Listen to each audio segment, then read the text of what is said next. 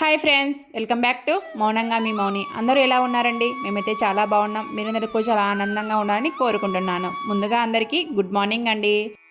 ఇంకా ఇవాళ వీడియో వచ్చేసి క్షీరాబ్ది ద్వాదశి పూజ చేసుకున్నానండి ఇంట్లో. అయితే ఆ పూజా విధానం మీకు చూపిస్తున్నాను. వీడియో నచ్చితే చిన్న లైక్ ఇచ్చి సబ్స్క్రైబ్ చేసుకోండి అబ్బా. ఇంకా వీడియోలోకి వెళ్ళిపోతే నేను క్షీరాబ్ది ద్వాదశి వచ్చేసి బుధవారం మార్నింగే చేసుకున్నానండి. ఎందుకు చేసుకున్నానంటే మార్నింగే క్షీరాబ్ది ద్వాదశి గడియలు వచ్చేసి మంగళవారం మధ్యాహ్నం నుంచి బుధవారం మధ్యాహ్నం వరకు ఉన్నాయంట. అందుకోసం అని చెప్పేసి మంగళవారం సాయంత్రం అయితే వీలు కుదరలేదు. అందుకోసం బుధవారం మార్నింగే నేను ఎలాగో మనము లేస్తాం కదండి కార్తీక స్నానాలు చేయడానికైతే. అందుకోసం అని చెప్పేసి మార్నింగే లేచేసి 4 o'clock లేచేసి ఇంట్లో అంతా శుభ్రం చేసేసుకొని, అలాగనే మనం కూడా శుభ్రత పాటించాలి కదండి. అందుకోసం అని చెప్పేసి తలస్నానం చేసేసి ఇంకా ముగ్గులు అయితే పెడుతూ ఉన్నాను. మనం ఎంత మార్నింగ్ లేచినా కూడా మనకు పూజ అయ్యేసరికేమో తెల్లవారిపోతుందండి. నాకు కూడా తెల్లవారిపోయిందనమాట ఈరోజు కూడా. అంటే అప్పుడప్పుడు తెల్లవారుతూ ఉందన్నమాట. అప్పటికల్లా పూజ అయిపోయింది. ఇంట్లో తొందరగానే చేసేసుకున్నాను పూజ అంతా కూడా. నేను ఈ పూజకంటూ ప్రసాదాలంటూ ఏమీ ప్రిపేర్ చేయలేదండి. ఓన్లీ వడపప్పు పానకం అయితే నానబెట్టేశాను. అవే ప్రసాదంగా పెట్టేశాను అనమాట. మనం ఇంట్లో ప్రసాదాలు ప్రిపేర్ చేసుకుంటూ ఉంటే ఇక్కడ తెల్లవారిపోతుంది అని చెప్పేసి నేను ఇంకా ప్రసాదాలన్నీ కూడా ఏం ప్రిపేర్ చేసుకోకుండా ఓన్లీ వడపప్పు పానకం అయితే నానబెట్టేసి అవే ప్రసాదంగా పెట్టేశాను. అలాగనే పండ్లు కూడా పెట్టేశాను అనమాట. మనకు ఫెస్టివల్ లుక్ రావాలన్నా, అలాగనే మనకు స్పెషల్ డే కావాలన్నా కూడా ఇంటి ముందు ముగ్గు అయితే ఖచ్చితంగా పెట్టేసుకోవాలి కదండి.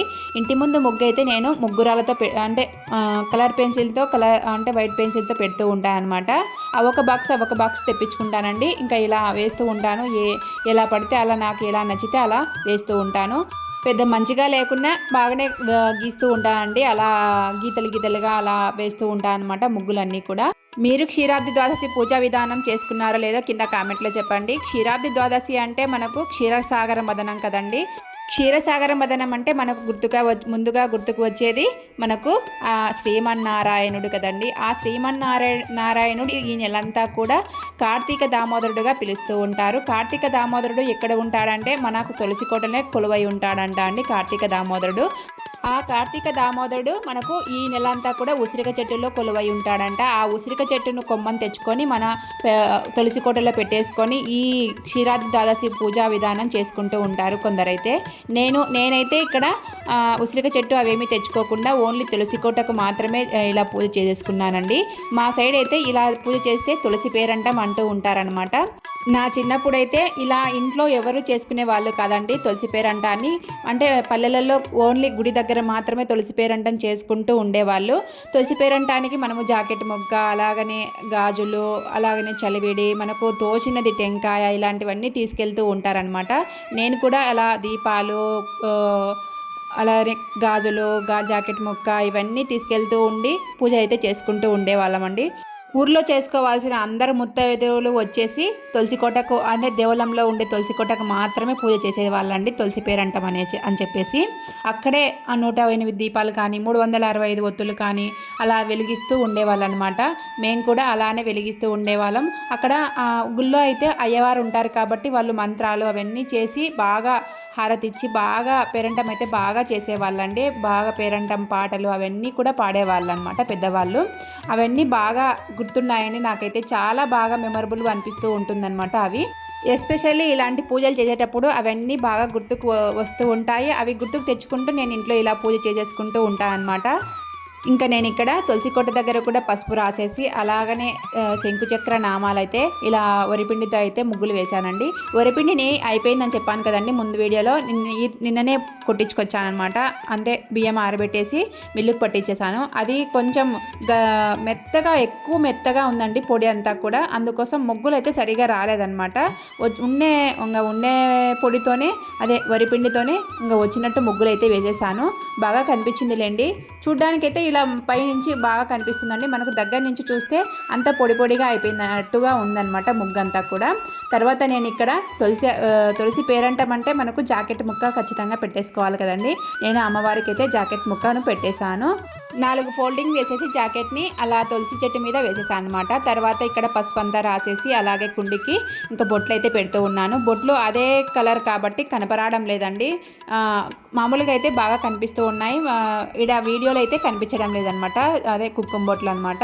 తర్వాత ఇంకా శంకు చక్ర దీపాలు ఉంటే నేను శంకు చక్ర దీపాలను అటు సైడ్ ఇటు సైడు చక్రము శంకులో పెట్టేసి ఒత్తులు అయితే పెట్టేసుకుంటూ ఉన్నాను. అలాగనే పూలను అన్నిటినీ సమర్పిస్తూ ఉన్నానండి. చిన్నది సత్యనారాయణ స్వామి పటం ఉంటే అక్కడ పెట్టేసుకొని పూజ చేసేసుకుంటున్నానండి. సత్యనారాయణ స్వామి పటం అన్నా కూడా నారాయణుడే కదండి, శ్రీమన్నారాయణుడే. అందుకోసం అని చెప్పేసి సత్యనారాయణ స్వామి పటం చిన్నది ఉంటే అలా బొట్లు పెట్టేసి దేవునికైతే అలా తులసి చెట్టు దగ్గర అయితే పెట్టేసుకొని కింద పూజ చేసేసుకున్నాను అనమాట. కొంతమంది అయితే ఆ ఉసిరిక చెట్టుకు అలాగనే తులసి చెట్టుకు పేరంటం అని చెప్పేసి అదే వివాహం చేస్తూ ఉంటారు కదండి.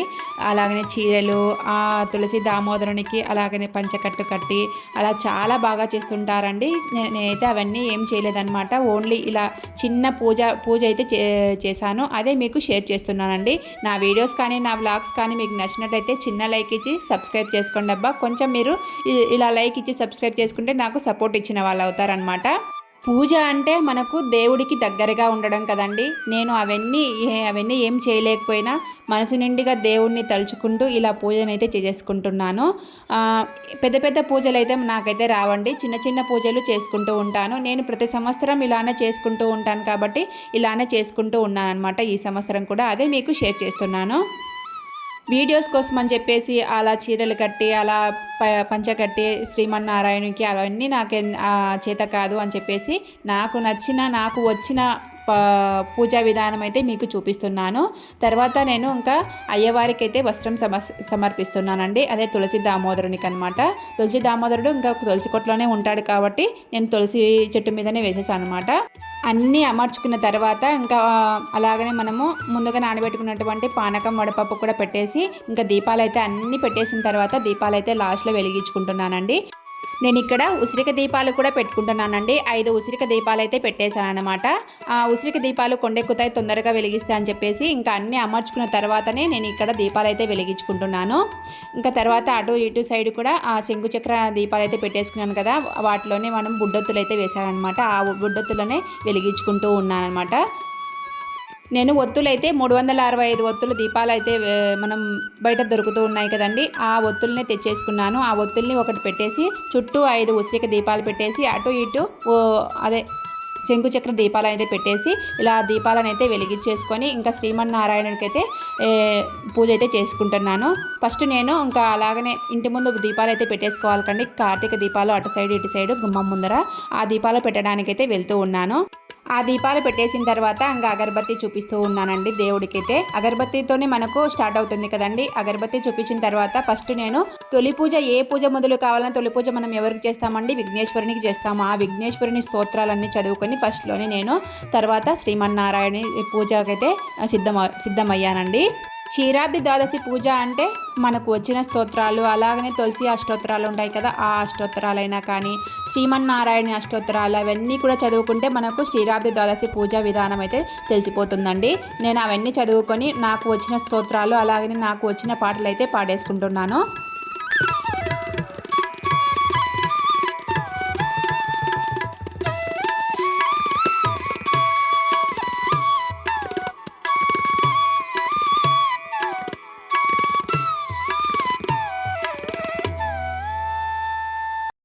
నాకు వచ్చిన స్తోత్రాలు నాకు వచ్చిన అష్టోత్తరాలు చదువుకొని మనసులోనే అలాగనే ఇంకా కొబ్బరికాయను అయితే సమర్పిస్తూ ఉన్నానన్నమాట. కొబ్బరికాయను సమర్పించేసి కర్పూర నీరాజనం అయితే పలికిస్తూ ఉన్నాను.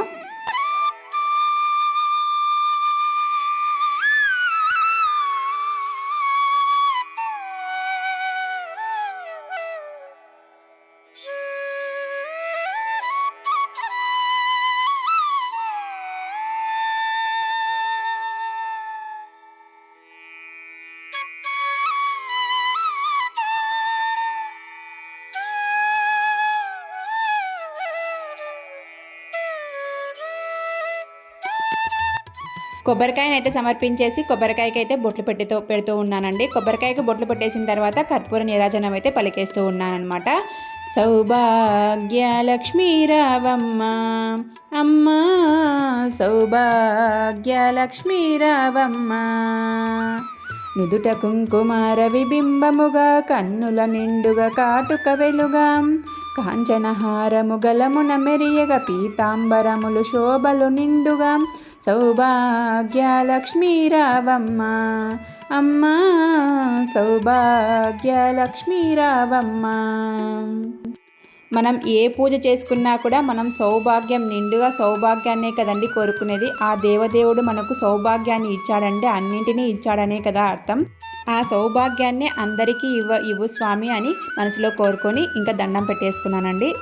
ఇంకా అంతా పూజ అంతా కూడా అయిపోయిన తర్వాత ఇలా ఉందన్నమాట పూజ అంతా కూడా విధానము.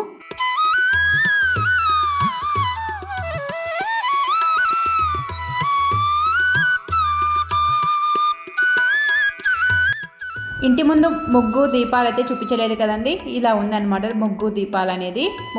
దీపాలు అయితే ఎంత కాంతిగా వెలుగుతున్నాయో చూడండి, చాలా బాగా వెలిగాయి అనమాట. నేను పూజ చేసేసరికి ఆల్మోస్ట్ తెల్లవారిపోయిందండి, ఇంకా అప్పుడప్పుడు తెల్లవారుతూ ఉందన్నమాట. ఇంకా నేను ఇంట్లోకి వచ్చేసి ఇంట్లో కూడా దీపం పెట్టేసి ఇంకా తర్వాత ఇంకా వంట కార్యక్రమానికి అయితే వెళ్ళిపోయాను అనమాట. పొద్దున్నే మనకు టిఫిన్ హడావిడి అయితే ఉంటుంది కదండి. టిఫిన్లోకి వచ్చేసి నేను ఇక్కడ పొంగలి అలాగనే చట్నీ చేశాను అనమాట, పల్లీల చట్నీ. పొంగలి పల్లీల చట్నీ అయితే తొందరగా అవుతుందని చెప్పేసి విజిల్స్ అయితే పెట్టేశాను. తర్వాత ఇక్కడ పల్లీల చట్నీ అయితే చేసేసాను రెడీగా. పొంగలి ఎప్పుడు కూడా విజిల్స్ పెడితేనే తొందరగా అవుతుందండి.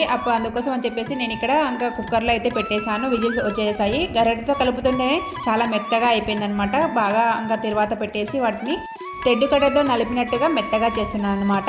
ఇంకా మెత్తగా చేస్తే చాలా మెత్తగా రెడీ అయిపోయి బాగుంటుంది అని చెప్పేసి మెత్తగా చేసేసాను. ఇంకా తర్వాత టిఫిన్ కార్యక్రమం పిల్లల్ని పంపించిన తర్వాత నేను లంచ్లోకి వచ్చేసి మెంతిపప్పు అలాగనే గోరుచిక్కుడు ఫ్రై చేస్తున్నానండి. గోరుచిక్కుడు ఫ్రై ఇంతకు ముందు అయితే షేర్ చేశాను అనమాట. ఇంకా ఏం షేర్ చేయలేదు అవన్నీ కూడా.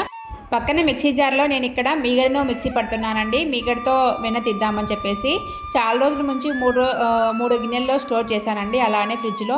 ఇంకా అవన్నీ బయట పెట్టేశాను కొద్దిగా చల్లారనివ్వాలని చెప్పేసి. ఇంకా అందుకోసం కొద్దిగా చల్లారిన తర్వాత ఇంకా ఒక్కొక్క గిన్నె వేసుకుంటూ నేను ఇక్కడ వెన్ననైతే పడుతూ ఉన్నాను అనమాట. వెన్నను చాలా ఈజీగా పట్టేసుకోవచ్చు అండి మనము, ఎందుకంటే బాగా మిక్సీలో పట్టేస్తే చాలా బాగా తొందరగా పడిపోతుంది. అందుకోసం అని చెప్పేసి మిక్సీలోనే వేస్తూ ఉంటాను. పెరుగు మీద మీగడతో వెన్న ఎలా తీయాలో మన ఛానల్లో అయితే వీడియో ఉందండి, కావాలంటే లింక్ ఇస్తాను చూసేయండి. ఇంకా నేను ఇక్కడ మీగడంతా కూడా పట్టేసి వెన్నను కడిగేస్తూ ఉన్నాను. కడిగితేనే మనకు నెయ్యి అనేది బాగా ఫ్రెష్గా వస్తుంది అనమాట. అందుకోసం 2-3 సార్లు అయితే బాగా వాష్ చేసుకోవాలన్నమాట. వాష్ చేసుకున్న తర్వాత మనము వెన్న నుంచి నెయ్యిని ప్రిపేర్ చేస్తే చాలా బాగుంటుంది, చాలా రుచిగా కూడా ఉంటుందన్నమాట. ఇలా కడగడం వల్ల వెన్నను నెయ్యి అనేది చాలా రోజులు నిల్వ ఉంటుంది. అందుకోసం చెప్పేసి 2-3 సార్లు అయితే కడిగేసి మళ్ళీ నెయ్యిని అయితే ప్రిపేర్ చేస్తాను. నా వీడియోస్ కానీ నా వ్లాగ్స్ కానీ మీకు నచ్చినట్లయితే చిన్న లైక్ ఇచ్చి సబ్స్క్రైబ్ చేసుకోండి అబ్బా. మీరు ఎలా చేసుకున్నారో క్షీరాబ్ది ద్వాదశి పూజ కింద కామెంట్లో చెప్పండి. ఉంటానండి, బాయ్.